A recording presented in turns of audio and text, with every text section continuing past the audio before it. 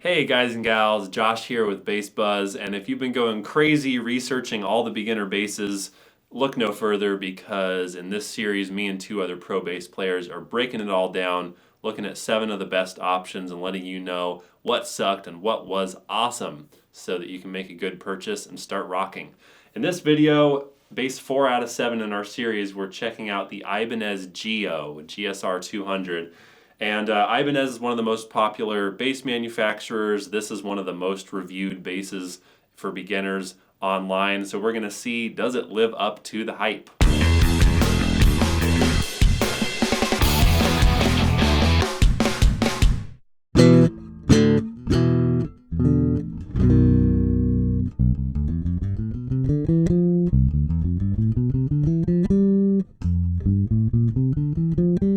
There's a nasty back buzz.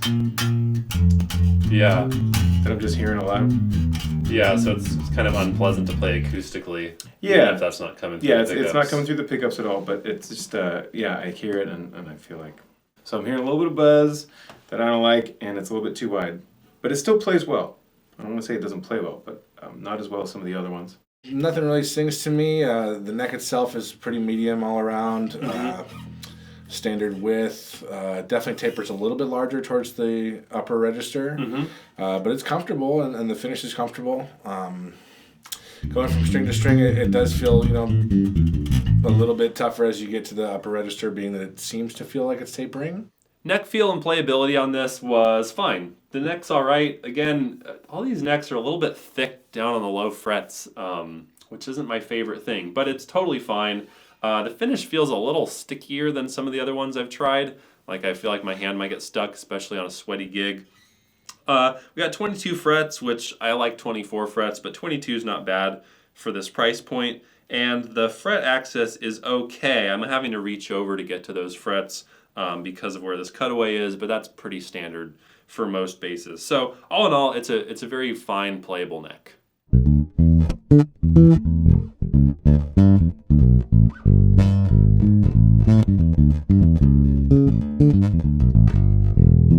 Yeah, not a lot of articulation, big bass tone, Yeah. big low mid tone, but I'd say Not speaking a lot. not speaking much. Let's try, I'm going to kill the bass boost, see how it sounds like that.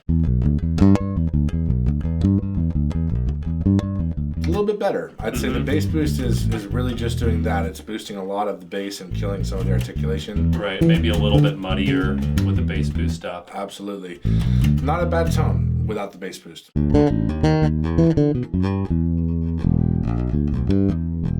Barely a different tone at all. Yeah. It's just slightly weaker, really. Not really any of that typical bridge quackiness to it.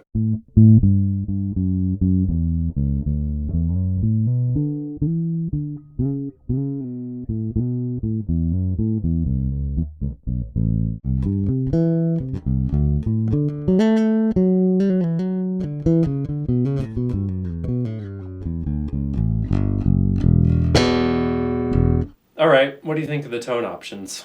I don't like them.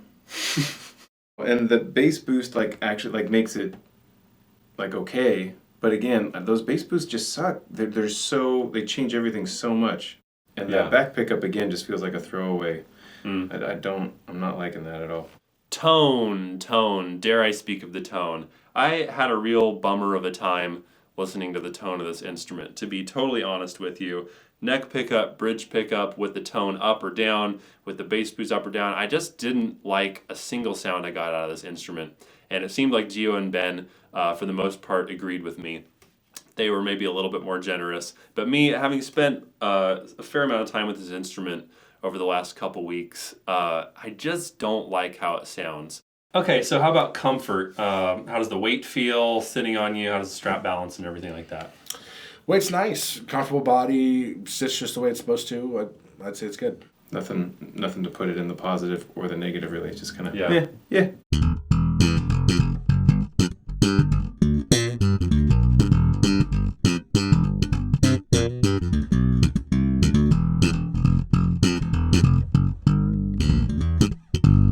not bad sound actually.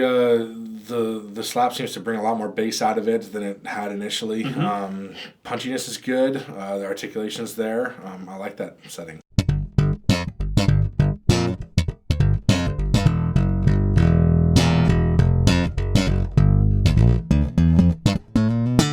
Good tone. I like the first position a little bit better, but this position in particular, it still adds, some articulation to it, having the slap, having the more aggressive tone.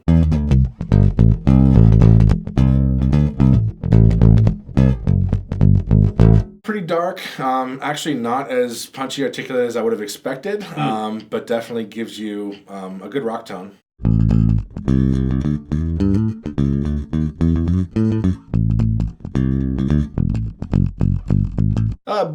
Better tone. I'd say something about that seemed to balance it out a little bit without so much bass on it.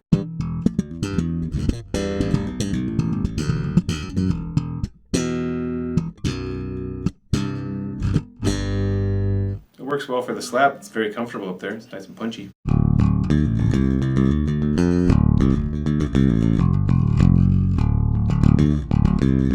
This sounds like in the later 90s, as nu metal started to come up, and as people started playing a little bit more slap in like the heavy genre, it feels like that type of bass. It feels like that's like the only sound so far that sounded like kind of good. Like on the first bass we played, I feel like it actually is better with the pick and with the slap because it doesn't have a really good round bass tone. Right. And so when you don't have a good round bass tone, you can attack it really hard with a pick or with your thumb and hit it harder. That bass boost helps, and it you can get all that bright and you can get the definition out at least. But it's not like it's not really in a positive way. Yeah. It's like it's more like a salvaging kind of way. All right, let's do the reveal. Take off that blindfold. All right. Come out from your cave. And we got the Ibanez Gio GSR200. Yeah, been around the block for a while. Yeah, standard instrument, the PJ setup. I didn't hear a lot of dynamics between the two settings, but that being said, the actual neck pickup really did have some good tones to it when you can add a little bit of punch. I'd say for the aggressive player, this would be a great bass. For the more finesse player, you won't necessarily get that dynamic out of the pickup that you'd hope for. Okay, it's time to take the blindfold off and see what we've been playing. This has been...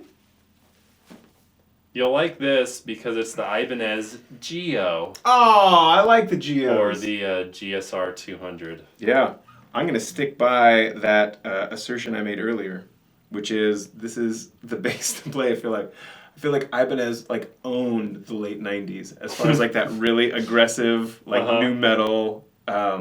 If you're in a metal band where you think you might paint your face at some point, this is the bass to get.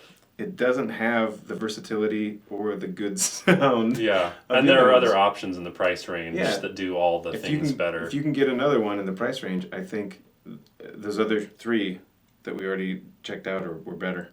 So the verdict on this bass, this is our first official don't buy. We're going mad money on this, and we're saying don't buy. This bass sucks. We hated the tones. It plays all right, but if a bass doesn't sound good coming out of the amp, it's just not worth the money.